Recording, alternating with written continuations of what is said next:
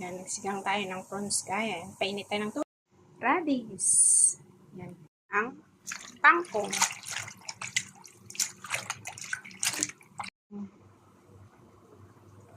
Ayun na yung radish. Sabaw. Ayun na yung prawn natin. So,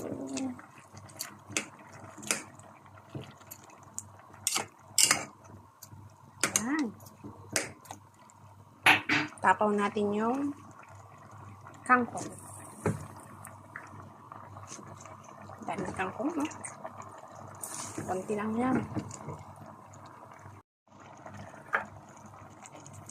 Sinigang na hipon. Sarap. Sakto lang yung sabaw niya. Oh. Ito na yung prawn soup natin. Ayan yung prawn natin. Tapos may chiri